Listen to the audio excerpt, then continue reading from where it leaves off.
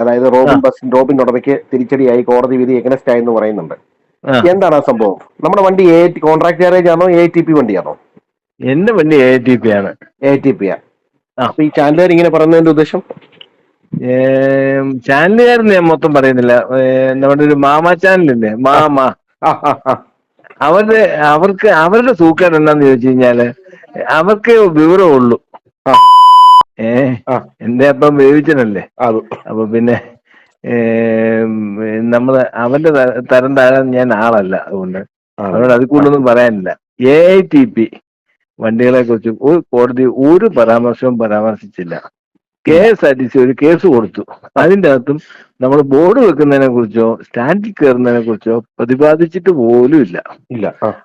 ഈ നിയമത്തിലെ 2 നിയമങ്ങൾ നൾ ആൻഡ് വോയിഡ് തെറ്റാണ് എന്ന് വിധിക്കണം എന്ന് പറഞ്ഞിട്ട് കോടതി അത് വിധിച്ചില്ല. അങ്ങനെ ആ കേസ് തീർപ്പാക്കി.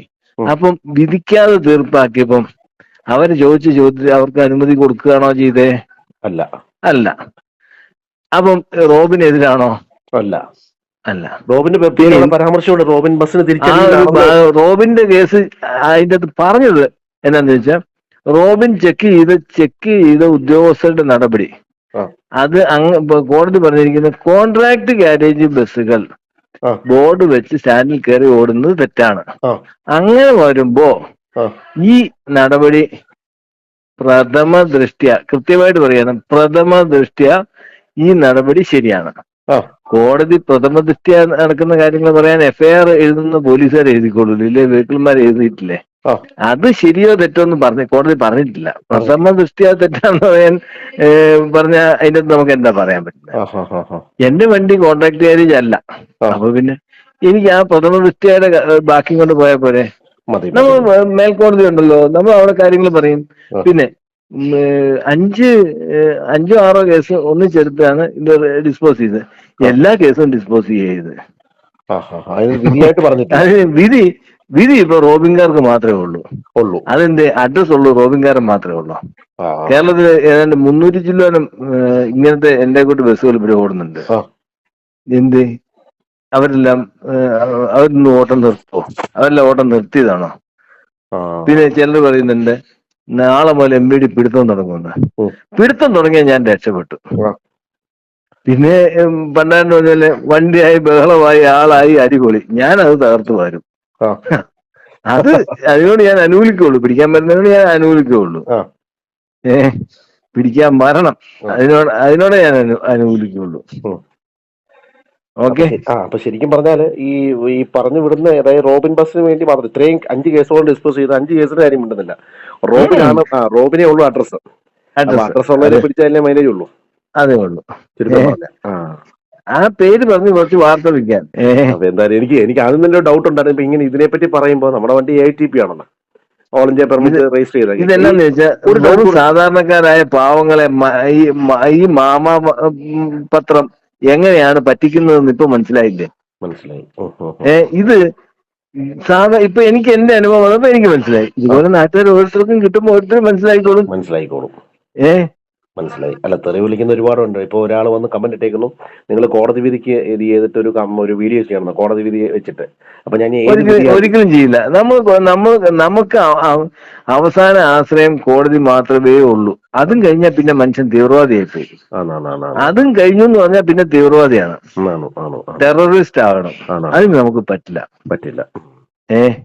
അപ്പൊ എന്തായാലും ചുരുക്കം പറഞ്ഞാൽ ഇതിനകത്ത് റോബിന്റെ പേര് മെൻഷൻ ചെയ്യാതാണ് ഇവര് മെൻഷൻ ചെയ്തിരിക്കുന്നത്. പിന്നല്ലാതെ.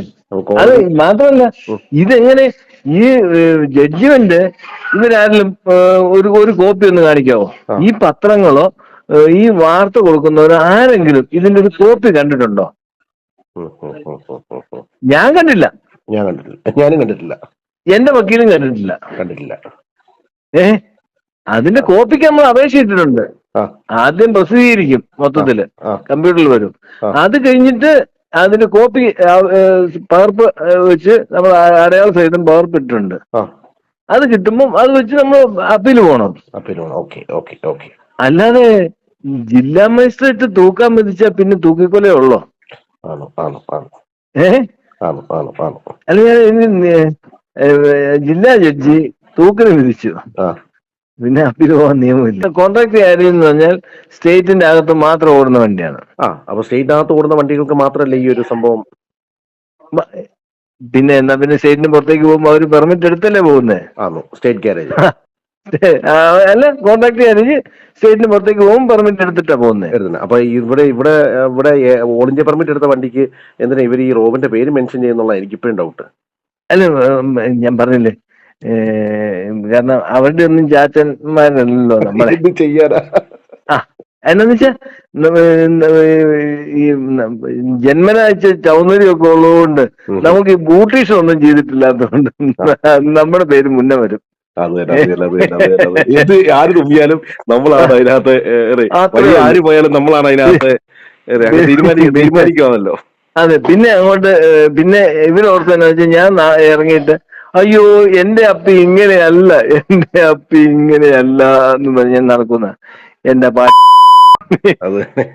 എനിക്ക് കൃത്യമായിട്ട് പറയാനും മറുപടി ചെയ്യാനും എനിക്കറിയാം.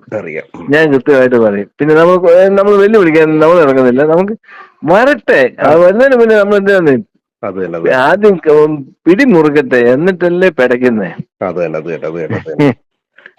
എന്തായാലും മുട്ടയിടുന്ന കോഴിക്ക് അതിന്റെ വേദന അറിയത്തുള്ളൂ പറഞ്ഞ പോലെ. അല്ല, അത് മനസ്സിലാക്കുന്നത് അവരാ. പിന്നെ ഞാൻ പറഞ്ഞല്ലോ, ഇതുവരെ കണ്ട ഒരു പേപ്പടിയായിട്ട് ഒരുത്തിനും എന്റെ അടുത്തോട്ട് പോരണ്ട. അതിപ്പം പച്ചയ്ക്ക് പറയാ, ഏത് മാധ്യമമാണേലും പഴയ ഗിരീഷ് അല്ല. അത് മാത്രം ഓർത്താൽ നന്ന്. കാരണം ഞാൻ അതിൻ്റെ അകത്ത് ഞാൻ എന്റെ കാര്യങ്ങൾ കൃത്യമായിട്ട് പറഞ്ഞു. ചൊറിയാൻ വരരുത്.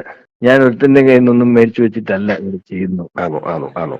എന്റെ പേരിൽ ഇനിയിപ്പോ എന്നെ ആരോപണം വെച്ചാലും എന്നെ ആണെങ്കിൽ ഒരു നിജസ്ഥിതി വേണമായിരുന്നു, അതിനാണ് വിളിച്ചത്. ഓക്കെ.